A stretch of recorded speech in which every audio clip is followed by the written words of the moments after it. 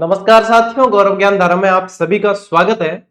एक छोटे से बच्चे से बहुत कुछ सीख के आया हूं जिसका नाम है वैभव सूर्यवंशी। क्या तो उसका वैभव था और क्या उसका प्रदर्शन था, क्या जुनून था, क्या जिद था, जो ये चीज बताता है कि यदि आपका आपके लक्ष्य के प्रति समर्पण है तो कोई उम्र भी बाधा नहीं बन सकती, न आपके लिए कोई डिमोटिवेशन बाधा बन सकता है। अब इतना 14 साल का बच्चा है, 14-15 साल का बच्चा है, जिसने जो प्रदर्शन किया है और उसको लाइव मैच में जो देख के आया हूं, वो जो ऊर्जा महसूस की है, वास्तव में एक नई ऊर्जा मेरे अंदर भी मैं अपने आप महसूस कर रहा हूं और आप लोगों को भी महसूस होगी यदि आप इस चीज को थोड़ा सा सोचते हैं कि जब वो कर सकता है अपने फील्ड में तो हम क्यों नहीं कर सकते अपने फील्ड में। सबका अपना अपना फील्ड होता है और कोई उम्र, ज्यादातर प्रतियोगियों में क्या होता है कि उनकी उम्र ज्यादा हो जाती है इसलिए वो डिमोटिवेट होते हैं। कोई उम्र जो है मायने नहीं रखती, यही बात उस बच्चे ने कल साबित की है। तो बहुत बढ़िया लगा मुझे देख के। आप लोगों को भी सीखना चाहिए, जब वो अपनी जर्नी में यहां से स्टार्ट कर सकता है तो आप कहीं भी पहुंचे हो, आप क्विट नहीं कर सकते, आपको बने रहना है और चलते रहना है।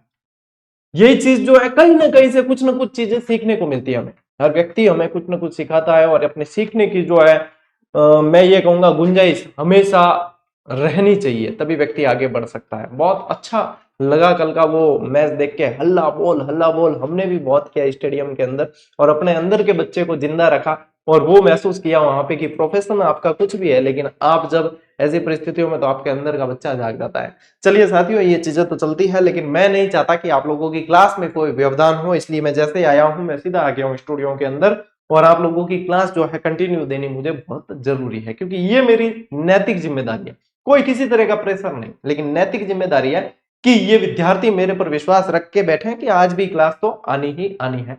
तो आनी है भैया, क्यों मिस करें। तो अपना चल रहा है जीके प्रहार बैच। चतुर्थ श्रेणी कर्मचारी की जितने बच्चे तैयारी कर रहे हैं, बहुत अच्छी तरीके से आप लोगों को इन क्लासेस को देख लेना है, क्योंकि मैं जहां तक समझता हूं इससे बाहर सवाल नहीं जाना आप लोगों के लिए, और आप ढंग से पढ़ लोगे तो आप लोगों का सिलेक्शन हो जाएगा।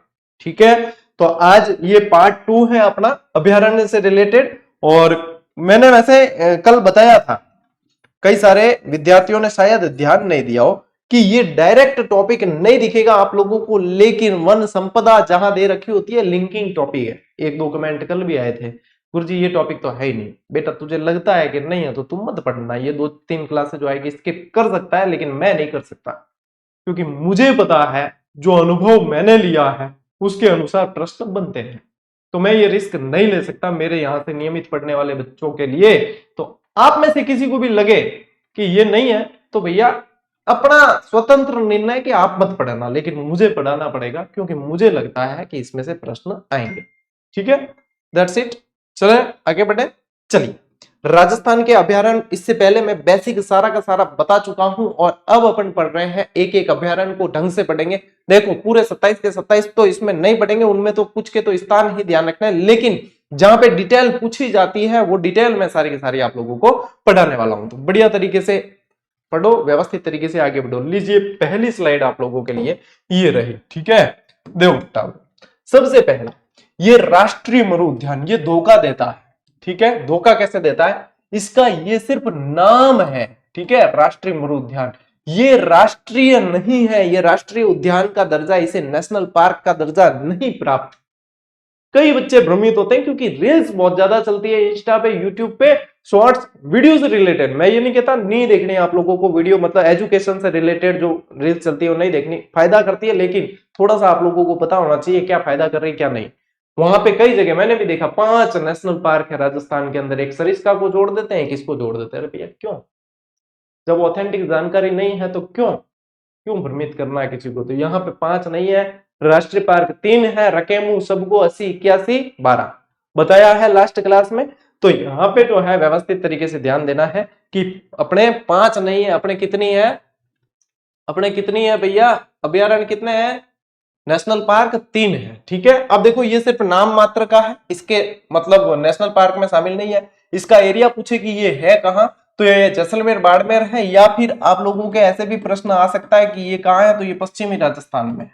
ये कहां है, ये पश्चिमी राजस्थान के अंदर है। और स्थापना इसकी जो हुई है बेटा वो 1980 के अंदर हुई है। कब हुई है स्थापना इसकी, 1980 में। यदि क्षेत्रफल दोनों जिलों को मिलाकर पूछते हैं या कुल क्षेत्रफल पूछे कि ये कितने क्षेत्रफल में फैला हुआ है, बहुत बढ़िया और शानदार तरीके से याद रहेगा। 31 याद रखो, सिर्फ कितना याद रखना, 31, और 31 का जस्ट आप डबल कर दो तो कितना हो जाता है 62। तो 31 62, जस्ट करना क्या है, बस 31 याद रखो और फिर जस्ट डबल करना है, 31 का डबल आप लोग कर लोगे 62 हो जाएगा। तो ये है इसका कुल क्षेत्रफल। कोई ट्रिक नहीं है, कोई रॉकेट साइंस नहीं, कोई ट्रिक नहीं है, ये बस एक तरीका है कि याद कैसे रखें। अब इसको बांटना है दो भागों में, क्योंकि ये दो जिलों के अंदर है। तो आओ, जैसलमेर के अंदर ये कितना है 1900 किलोमीटर, और बाड़मेर में कितना है 1262 किलोमीटर है। कितना है 1262 किलोमीटर स्क्वायर, वर्ग किलोमीटर के अंदर आता है। कोई भी क्षेत्रफल होता है, किसी प्लॉट का भी हो गया मान लो, या किसी क्षेत्र का है, तो वो किलोमीटर स्क्वायर के अंदर आता है, वर्ग किलोमीटर।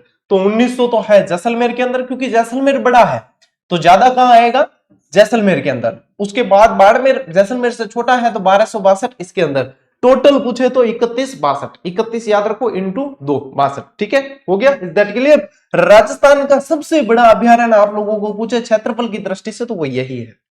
क्योंकि है कहां, पश्चिमी राजस्थान, जमीन बहुत है पश्चिमी राजस्थान के अंदर। ठीक है, हमारे पास में किसी तरह की जमीनों की कोई कमी नहीं, लीला लहर है, भंडार भरे हुए हैं। तो अपने को ध्यान रखना सबसे बड़ा अभ्यारण्य कौन सा है, राष्ट्रीय मरु उद्यान। ठीक है, फिर देखो नेक्स्ट आप लोगों को क्या पूछते हैं, ये इसमें से श्योर प्रश्न बनता है कि आकलवुड फॉसिल्स पार्क, जिसे काष्ठ जीवाश्म कहा जाता है, ये कौन से अभ्यारण्य के अंदर है। काष्ठ जीवाश्म जिसे कहा जाता है, जो आकल गांव के अंदर वुड फॉसिल्स पार्क बना हुआ है, वही है। यहाँ पे बहुत बनने वाला प्रश्न है इस अभ्यारण्य के अंदर और अपने जैसलमेर के अंदर। देखो 18 करोड़ वर्ष प्राचीन, कितना 18 करोड़ वर्ष प्राचीन काष्ठ जीवाश्म, जिसे बोला जाता है वुड फॉसिल्स पार्क, और आकल गांव के अंदर है, इसलिए इसका नाम हो गया आकल वुड फॉसिल्स पार्क। क्या नाम हो गया, आकल वुड फॉसिल्स पार्क। श्योर प्रश्न है, लिख कर ले लो, ये प्रश्न बनता ही बनता है, मोस्ट इंपॉर्टेंट। यहां पे जो जानवर पाए जाते हैं या जो वनस्पति पाई जाती है, उनसे भी प्रश्न बनता है। जानवरों के अंदर यदि जानवर देखें तो ये सांप किस में आते हैं, इंसेक्ट में आते हैं क्या। आप लोग ज्यादा साइंस वाले, आप जानते हो, हम तो भैया जीव जंतु के अंदर ले लेते हैं, जानवर है जीव जंतु। पीवड़ा सांप, कौन सा, पीवड़ा सांप। भ्रांतियां बहुत है, कीवदंतियां बहुत है कि ये छाती पर बैठ के जो है सांस से सांस मिला लेता है, और इसका जो है फिर आदमी का खेल खत्म। होता यह है कि एक्चुअली साइंस के अकॉर्डिंग ये कि इसके दांत जो है, इसके विष दंत जो है वो बहुत बारीक, मारवाड़ी में क्या है, जीना, मतलब काट भी लिया ना तो लोग ऐसे मच्छर समझ के जो है कि हाँ काट कर निकल लिया, इसका काम हो गया, जहर छोड़ दिया, मच्छर समझ के हाँ कुछ नहीं, दर्द नहीं होता ज्यादा, ये काटता था। ठीक है, और चले गए लोग, जो है मसल के सो जाते हैं और सोते ही रह जाते हैं। इसका विष बहुत जल्दी फैलता है शरीर के अंदर, और इतना फास्ट फैलता है कि अंदर के अंग धीरे धीरे खत्म होने शुरू हो जाते हैं। और इसकी एक खासियत भी है, जब काट के जाता है, जगा के जाता, पूंछ का झपट्टा मार के जाता है, जगता है आदमी। ठीक है, ये भी है। लेकिन फिर जो है हो गया मच्छर होगा वगैरह, अगर किसी को दिख गया सांप तो देखते ही मर जाएगा, अरे पीवड़ा खा लिया। एक तो है ये जो अपने साइंस के अकॉर्डिंग है। भ्रांति ये है कि ये जो है रेगिस्तान में पाया जाता है, तो रेगिस्तान में रेत जल्दी ठंडी होती है, तो कि ये जो है इंसान की जो है गर्मी प्राप्त करने के लिए जो है उसके साथ में आके सो जाता है, और मतलब छाती पे बैठ के जो है सांस से सांस जहर छोड़ता है। ठीक है, और जब साथ में आके जो है ये वैसे ये जो साथ में आकर गर्मी के कारण सो जाता है, ये बात सही है, लेकिन छाती पर बैठ के सांस से सांस में जहर छोड़ता है, ये वाली थोड़ी सी सही नहीं है। कीवदंतियां और लोगों की कई सुनी है। ये है कि साथ में जरूर सो जाता है, गर्मी महसूस करने में, जैसे ही लोग पलटी मारते हैं या इसको खतरा महसूस होता है ये काट लेता है, बाकी ये ऐसे नहीं काटता है। तो ये सबसे विषैला जो है यहाँ पश्चिमी राजस्थान का सबसे विषैला सर्प है, जो यहाँ इस पार्क में पाया जाता है। ये पूछते हैं प्रश्न। ठीक है, चलिए इसके अलावा क्या है यहाँ पे देखो, यदि मैं कह रहा हूं यहाँ ऐसा प्रश्न बने ना कि राज्य चिन्ह जो है सबसे ज्यादा कौन से अभ्यारण्य में देखने को मिले, तो अपने राष्ट्रीय मरु उद्यान। क्यों, क्योंकि यहाँ पे देखो राष्ट्रीय पशु भी देखने को मिलेगा, यहाँ पे राष्ट्रीय वृक्ष भी देखने को मिलेगा, यहाँ राष्ट्रीय पक्षी भी देखने को मिलेगा, राष्ट्रीय फूल भी देखने को मिलेगा। देखो चिंकारा, खेजड़ी, गोडावन, रोहिड़ा, और फिर क्या है अपने जैसलमेर बाड़मेर में ऊंट भी है, तो ऊंट भी देखने को मिलेगा। वनस्पति यहाँ की कैसी है, मरुद्भिद, जिसको बोला जाता है जीरोफाइट्स। क्या बोलते हैं, जीरोफाइट्स वनस्पति बोलते हैं। ये भी यहाँ पे पाई जाती है। ये पीवड़ा सांप है, ये क्या है, ये पीवड़ा। देखो रेती के कलर का ही होता है, मतलब जैसी मिट्टी है वैसे पता ही नहीं चलता ढंग से, नहीं देखे कोई तो ये क्या है, ये अंदर रेत में जो है अंदर भी चला जाता है कई बार, तो ये है पीवड़ा साहब। ये क्या है? ये है आकलवुड फॉसिल पार्क।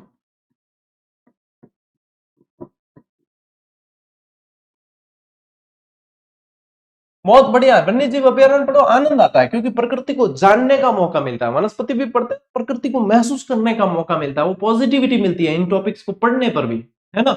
जितना आप ऊर्जा संसाधन पढ़ोगे आपको ऊर्जा महसूस नहीं होगी, जितनी यहाँ पे जो है ये पढ़ोगे तो ऊर्जा महसूस होगी, पॉजिटिविटी महसूस होगी। तो टाब्रो ले स्क्रीनशॉट।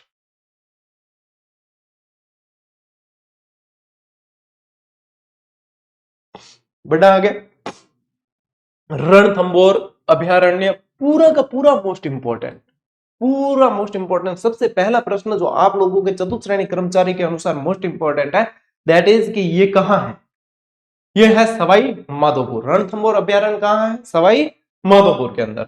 और फिर जो आता है आप लोगों के दूसरा प्रश्न कि इसका उपनाम क्या है, तो इसे कहा जाता है भारतीय बाघों का घर। यदि अपन देखें तो राष्ट्रीय उद्यान भी है ये, और टाइगर प्रोजेक्ट पहला देखा जाए तो रणथंबोर टाइगर प्रोजेक्ट ही है, बाघ अभयारण्य। ठीक है।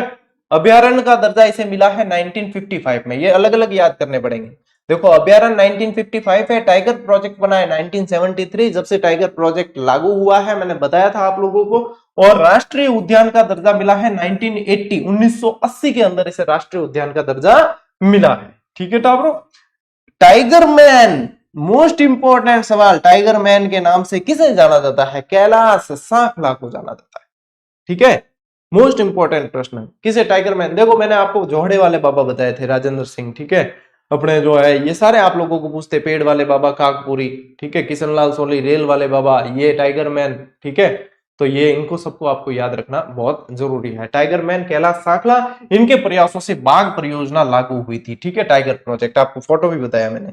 इस अभयारण्य में क्या क्या है, अभयारण्य के अंदर और क्या पूछते हैं, इसमें और क्या क्या है, क्या क्या क्या क्या मतलब कौन कौन से जीव जंतु पाए जाते हैं? बाघ के लिए तो है ही ये खास, कौन कौन से मतलब क्या क्या है जीव जंतु और स्थान। तो देखो जोगी महल है, यहाँ झोरा भोरा है, झोरा भोरा अनाज रखने के कोठियां हैं, एक तरह के मतलब अनाज रखने के बनाए हुए संग्रहण केंद्र है।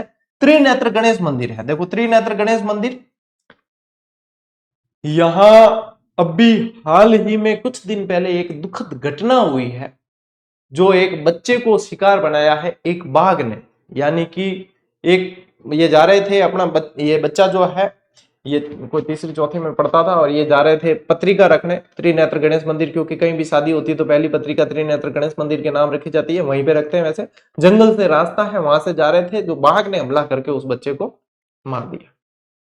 तो ये मतलब घटनाएं इसलिए होती है कि ज्यादातर क्या है कि जंगलों के अंदर मानवीय गतिविधियां बढ़ गई है, तो इस वजह से जो है यहाँ पे ये घटनाएं। पर्यटन तो देखो अलाउड है इसके अंदर, ये मैंने आपको पहली क्लास में क्लियर कर दिया था। और ये घटनाएं मानवीय गतिविधियां, जब मानव इनके घरों में प्रवेश करेगा तो ये घटनाएं देखने को मिलेंगी। ठीक है। तो ये जो है दुखद घटना अभी हुई थी, ये भी ध्यान रखना। रणथंबोर का किला पूछे तो वो यही है, 32 खंभों की छतरी जो जय सीमा की छतरी कहलाती है वो भी यही है। पद्म तालाब है यहाँ पे, इसके अलावा मलिक तालाब भी इसके अंदर ही है। ये सारी चीजें जो है अपने यहाँ पे पाई जाती है। ठीक है। ये यहाँ पे पाई जाती है। अब देखो जीव जंतु कौन से है वो यहाँ बता रहा हूं। यहाँ पे जो पहले इसके अंदर क्या क्या बने हुए हैं, भवन के अंदर क्या क्या आ गया वो बताया। जीव जंतु अपन यहाँ पे देखते हैं कि इसके अंदर और जानवर कौन कौन से हैं। तो यहाँ काला गरुड़ पाया जाता है, लाल सिर वाले तोते पाए जाते हैं, बाघ है और मगरमच्छ है। ये सारे इन जानवरों के लिए ये जाना जाता है। ये अभयारण्य रणथंबोर बाघ अभयारण्य इन सारे जानवरों के लिए जाना जाता है। और यहाँ पे ये बाघिन जो मछली, इसका नाम मछली है क्योंकि इसके आंखें जो थी ना इसके आसपास ऐसी आकृति थी मछली जैसी, इसलिए इसका नाम क्या था? मछली। और ये T16 के नाम से जानी जाती थी। इसके उपनाम बहुत सारे हैं। ये अब तो ये देखो मर गई है, ये T16 जो बाघिन मछली थी बहुत बहुत चर्चा में रहती थी। ये आए दिन न्यूज़पेपर, न्यूज चैनल, इन सभी में देखो इसके क्या रणथंबोर क्वीन के नाम से जानी जाती थी। लेडी ऑफ लेक कहा जाता था क्योंकि ये झीलों के आसपास ज्यादा देखने को मिलती थी, और झीलों के आसपास देखने को मिलती तो क्रोकोडाइल हंटर थी, ये क्रोकोडाइल का शिकार करती थी। ये यहाँ पे देखो फोटो में भी दिख रहा है आप लोगों को। ठीक है। तो इसे क्रोकोडाइल किलर कहा जाता है, और कैमरा क्वीन पोज बड़े देती थी ये। कैमरों का इसे बहुत शौक, खींचो फोटो, खींच मेरा फोटो, वो इसके लिए कहा जा सकता है। तो क्रोकोडाइल किलर ये यहाँ पे देख पा रहे हो आप, ये फोटो से पता है, कैमरा क्वीन, ये सारी ये बाघिन यहाँ की बहुत प्रसिद्ध बाघिन रही है। ठीक है, ये ध्यान रखना। अभी स्क्रीनशॉट लो, आगे और डिटेल बताता हूं।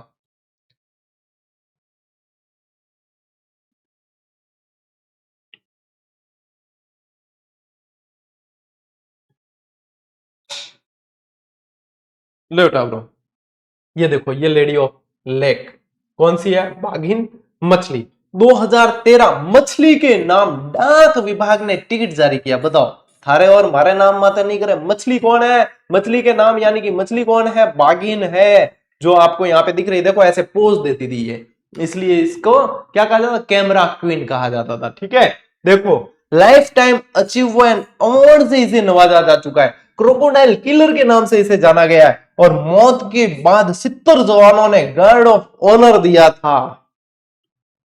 कितनी बड़ी उपलब्धि है इस बाघिन के लिए, ये आप समझ सकते हो इसकी कितनी प्रसिद्धि रही थी। ठीक है, अब देखो अपने ये ध्यान रखना है, अंतरराष्ट्रीय बाघ दिवस के दिन जो है ये आंकड़े आते हैं। अभी तो ये आंकड़े मतलब आप ध्यान में नहीं रखें, अंतरराष्ट्रीय बाघ दिवस के दिन मैं आपको वापस बताऊंगा। लमसम लमसम अभी आप कह सकते हो कि यहाँ पे अब ये वाले आंकड़े ध्यान में रखो आप। प्रदेश में बाघों से ज्यादा है बाघिन। ठीक है, देखो सरिस्का में तो 11 बाघ है और बाघिन है 14, सावक है 15 और कुल 40। रणथंभौर के अंदर जो है 28 बाघ, 30 बाघिन, 15 सावक और कुल 73। धौलपुर में 2 बाघ, 3 बाघिन, 5 सावक और 10 कुल मिला के हैं। रामगढ़ विस्तार के अंदर 1 बाघ, 2 बाघिन, 3 सावक और 6, और इस तरीके से टोटल 134 है। अभी इसके लेटेस्ट जब आंकड़े आएंगे तब मैं वापस बताऊंगा आप लोगों को। ये लास्ट ईयर के आंकड़े हैं, और जब लेटेस्ट आंकड़े इसके आ जाएंगे और ये बाघ दिवस के दिन जो है आते हैं, तो जब लेटेस्ट आएंगे तो मैं फिर से बताऊंगा आप लोगों को। लेकिन फिलहाल ये ध्यान रखना कि 134 के करीब जो है अपने यहाँ पे बाघ है। ठीक है, तो ये है। अब नेक्स्ट आगे देखो, नेक्स्ट अभ्यारण्य की तरफ चलते हैं, जिसका नाम है केवला देव अभ्यारण्य। इसे केवला देव घना पक्षी विहार भी बोलते हैं। क्या बोलते हैं? घना पक्षी विहार अभ्यारण्य भी बोलते हैं। उपनाम है पक्षियों का स्वर्ग, पक्षियों का घर भी इसे कहा जाता है, क्योंकि यहाँ पे बहुत सारे पक्षी तो पाए जाते हैं, विदेशी पक्षी भी खूब आते हैं, विदेशी पक्षी भी बहुत आते हैं। बर्ड सेंचुरी है ये। क्या है? Bird sanctuary. कहां है ये? भरतपुर के अंदर। जब हम मथुरा वृंदावन गए थे, मैं गया था विद फैमिली, तो हम भरतपुर उतरे थे। भरतपुर से फिर जो है हम आगे लोकल ट्रांसपोर्टेशन से गए थे। ठीक है, तो भरतपुर में जब उतरे, भरतपुर का जो रेलवे स्टेशन है वहां पे देखते ही पता चल जाता है कि ये बर्ड सेंचुरी है। वहां पे पूरी जगह यही पेंटिंग कर रखी है, पूरी पक्षियों की पेंटिंग है, विदेशी पक्षी सारे के सारे जितने पक्षी है वो सारे, तो पता चल जाता है कि ये जो है किसी न किसी चीज के लिए समर्पित है। अपने को तो मुझे तो पता है, बाकी जो कोई नया भी जाए तो उसे भी लगेगा कि यहाँ इनसे रिलेटेड कुछ ना कुछ है चीज। तो ठीक है, ये ध्यान रखना। अभ्यारण्य का दर्जा इसे दिया है 1956 में, राष्ट्रीय उद्यान का दर्जा दिया है 1981 के अंदर, और यूनेस्को की विश्व धरोहर सूची के अंदर ये शामिल है, जो इसको 1985 में जो है इसे शामिल किया गया। और रामसर नम भूमि यानी कि आर्द्र भूमि आप लोगों को बताई थी, 2 साइट है अपने यहाँ की, एक तो केवला देव और एक है अपने कौन सा? सांबर लेक। ठीक है, तो ये 2 है। देखो 1985 में तो दिया है, विश्व धरोहर का दर्जा दिया है। रामसर नम भूमि में इसे 1983 के अंदर शामिल किया गया है। तो ये सारे के सारे आपको ध्यान रखना है। क्या? अभ्यारण्य 1956, राष्ट्रीय उद्यान 81, अपने यूनेस्को विश्व धरोहर सूची 1985, रामसर 1983। ठीक है, ये ध्यान रखना है। पक्षी विशेषज्ञ सलीम अली का संबंध इनसे रहा है और इनकी कार्यस्थली रही है। वैसे तो ये सलीम अली जो है दक्षिण भारत में ज्यादा रहे और दक्षिण भारत से ही बिलोंग किए, लेकिन ये इनकी कार्यस्थली रही है क्योंकि पक्षियों का स्वर्ग है ये, और यहाँ पे बहुत सारे पक्षियों की प्रजाति देखने को मिलती है, तो इन्होंने यहाँ पे काम बहुत ज्यादा किया है। ठीक है, यहाँ पे ये ध्यान रखना, ये केवला देव शिव मंदिर है। क्या है? महादेव जी का मंदिर है। ठीक है, महाकाल का मंदिर है, महादेव जी का मंदिर है, इन्हीं के नाम से इस अभ्यारण्य का नाम क्या है? केवला देव अभ्यारण्य। ठीक है, ये ध्यान रखना। इसके अलावा यहाँ पे पाइथन पॉइंट है, जहां से पाइथन अजगर बहुत अच्छे से देखे जा सकते हैं, बहुत अच्छे से देखे जा सकते हैं। अजान बांध का पानी यहाँ पे आता है। ठीक है, देखो केवला देव में पाए जाने वाले जीव जंतु कौन से हैं? तो इसके अंदर साइबेरियन सारस, ये यहाँ के मुख्य केंद्र रहा है। लाल गर्दन वाले तोते, white eagle, sparrow, hawk, bar headed ग्रीज, सैनिक, जांगिल, सिलेटी, टिटेरी आदि देखो ऐसे याद नहीं भी रहे ना, तो एक तरीका ध्यान रखना कि पक्षियों के नाम जहां आ रहे हैं, ज्यादा पूछे जा रहे हैं, तो उसे आप जो है गना पक्षी विहार में रिस्क लेकर कर सकते हो, क्योंकि वहां पे वो चीज सही आपके हो जाएगी। ठीक है, और इसके अलावा देखो क्या है, यह राजस्थान का सबसे छोटा राष्ट्रीय उद्यान है। ये क्या है, राजस्थान का सबसे छोटा राष्ट्रीय उद्यान। राष्ट्रीय उद्यान कितने हैं, 3। आप लोगों को कैसे याद कराए थे, रक्के मुंह सबको 80 81 12, है ना। तो ये ध्यान रखना। अजान बांध का पानी यहाँ की झीलों में आता है। मोस्ट सारे प्रश्न आप लोगों के हो गए कवर। अब आप लो स्क्रीनशॉट, अब आप स्क्रीनशॉट ले सकते हो, ले।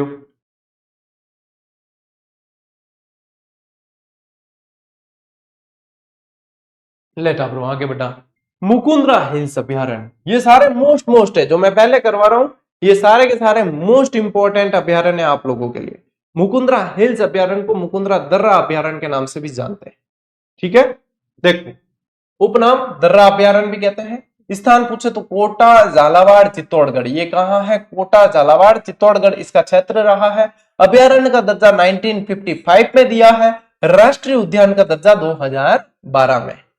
राष्ट्रीय उद्यान का दर्जा 2012 में। सबसे पहले पहले आप लोगों को मैंने पहले जो राष्ट्रीय मरु उद्यान बताया वो राष्ट्रीय उद्यान नहीं है, उसके बाद में मैंने तीसरा बता रहा हूं। उसके बाद सबसे पहले आपको इस रणथंभौर बताया, फिर केवलादेव और फिर ये मुकुंदरा हिल्स। तो ये तीनों राष्ट्रीय उद्यान है। ठीक है, राजस्थान की तीसरे टाइगर रिजर्व का दर्जा इसे 2013 के अंदर दिया है। टाइगर रिजर्व टोटल कितने हैं राजस्थान में, 5 है। छठा प्रस्तावित कौन सा है, कुंभलगढ़ वन्य जीव अभ्यारण्य। ठीक है, ये ध्यान रखना। साथ साथ 2003 में नाम देखो इसका राजीव गांधी नेशनल पार्क था। 2006 में इसका नाम मुकुंदरा हिल्स नेशनल पार्क रखा गया, और फिर बाद में जो है ये मुकुंदरा हिल्स के नाम से जाना गया। राजीव गांधी नेशनल पार्क से मुकुंदरा हिल्स इसलिए किया गया कि सरकारें चेंज होती है तो सबसे पहले नाम ही बदलते, पता नहीं मुझे ये समझ नहीं आता। अब जैसे वो इसमें कांग्रेस बीजेपी वाला सवाल ही नहीं है, कांग्रेस की सरकार आएगी तो बीजेपी वाले के नाम चेंज करेगी, बीजेपी सरकार आएगी तो कांग्रेस वाले के नाम चेंज करेगी। जबकि होना ये चाहिए, नाम चेंज करने की जगह नीतियां चेंज होनी चाहिए, मतलब अच्छी नीतियां आनी चाहिए। नाम चेंज करने से क्या मिलेगा, कुछ भी नहीं, ना कांग्रेस सरकार को कुछ मिलेगा ना बीजेपी सरकार को कुछ मिलेगा। लेकिन होना यह चाहिए कि जनता के हित में काम होने चाहिए। मैं कह रहा हूं नाम बदलो मत, काम बदलो और अच्छा काम करो। यदि पिछली सरकार ने अच्छा काम नहीं किया तो आप अच्छा काम करो। नाम बदलने से क्या होगा, काम बदलने से होगा। जब ये बातें देखो, ये बातें नेताओं के समझ आ जाती तो फिर चाहिए क्या था। इस अभ्यारण्य में क्या क्या है, बांडोली शिव मंदिर है, इसके अंदर रावठा महल है, गागरोन दुर्ग है, झालावाड़ का गागरोन का किला, अबलीमिणी का महल है, राजस्थान का दूसरा ताजमहल जिसे कहा जाता है। ये सारे के सारे इसके अंदर बने हुए हैं।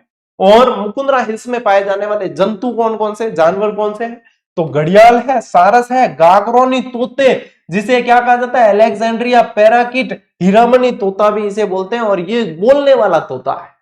पद्मिनी का जिसने जिक्र किया था, ठीक है, ये वह हीरामनी तोता है। और बाघ पाए जाते हैं, ये यहाँ पाए जाते हैं। इसके अलावा देखो आदि मानव द्वारा निर्मित शैल चित्र और ओदिया यहाँ की प्रमुख विशेषता है। शिकार के लिए बनाते हैं ओदिया, ठीक है। और काली सिंध और आहू नदियां इसकी मुख्य यहाँ पे बहती है ये, और काली सिंध और आहू के किनारे ही तो आप लोगों के गागरोन दुर्ग है। तो ये स्पेशल जो चीज बता रहा हूं वो भी आप लोगों को ध्यान रखनी है। और इनमें से बेटा प्रश्न तो बहुत सारे बनने वाले दिख रहे हैं, ठीक है। तो यहाँ पे जो है अब आप इसका स्क्रीनशॉट लो। ये मुकुंदरा हिल्स आप लोगों के हो गया पूरा। फिर आगे बढ़ते हैं अपन।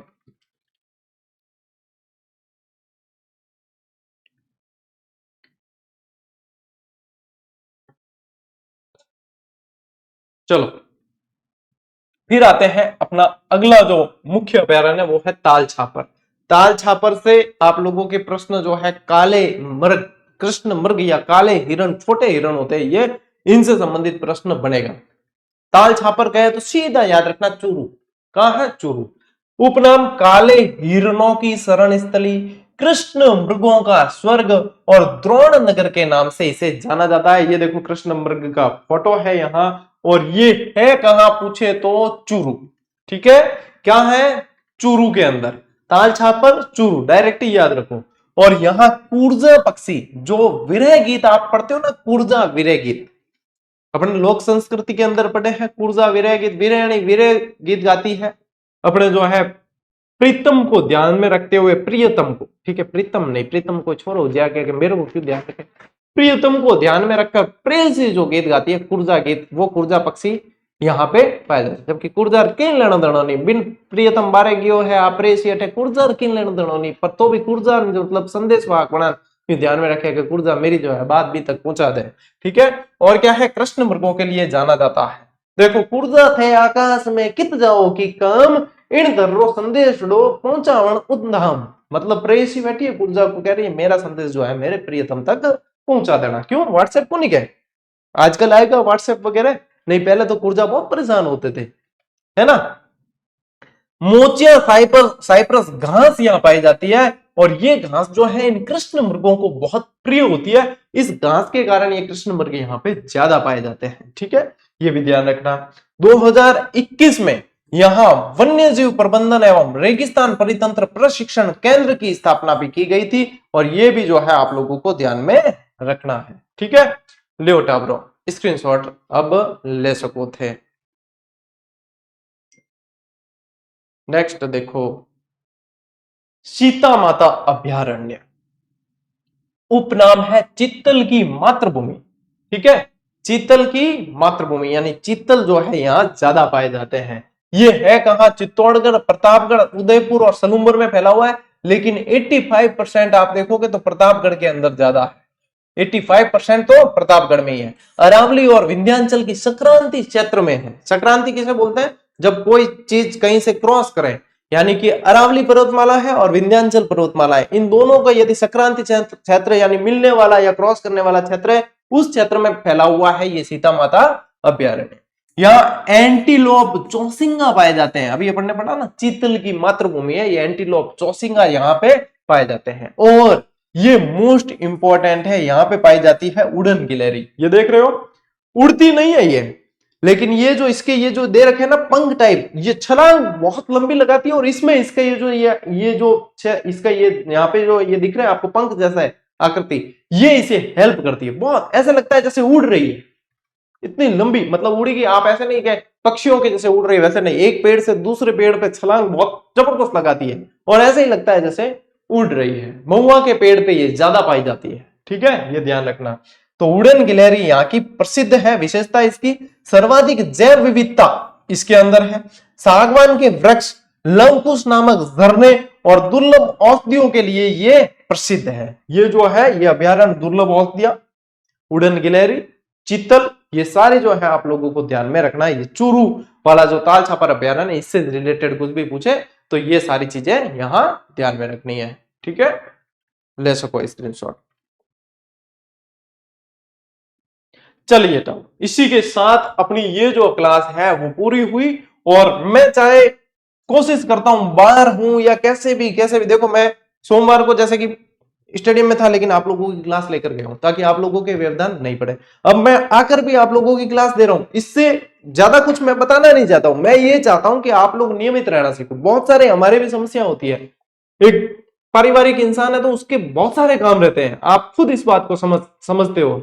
तो यही मैं बताना चाहता हूं, परिस्थितियां कैसी भी हो, अपने आप को नियमित रखना है। यदि अपने सिलेक्शन लेना है तो अपने आप को नियमित रखना पड़ेगा, और जब आपने अपने आप को नियमित रख लिया तो फिर आप लोगों का सिलेक्शन कोई रोक नहीं सकता। अब आप लोगों को सबको पता है कि ये पुस्तक भी आप लोगों के लिए ही लिखी गई है, बहुत मेहनत करके लिखी गई है, और मुझे पता है कि इसमें से आप लोगों के 90% प्लस सवाल इसमें से आने हैं, क्योंकि ये आपके एग्जाम के लेवल के अनुसार है। इसे न तो हमने ग्रंथ बनाया और न बिल्कुल शॉर्ट किया है, इसको आपके अनुसार दिया। साथ ही साथ आपको प्रैक्टिस सेशन में अटेंड कर लेना। अभी से बाद में जो है आप पूरे नहीं कर पाओगे, इसमें हजारों सवाल है, हजारों सवाल है, जिसे आप सोचो कि हम अंतिम 1 महीने में प्रैक्टिस करेंगे, दैट्स इम्पॉसिबल, हो ही नहीं सकता।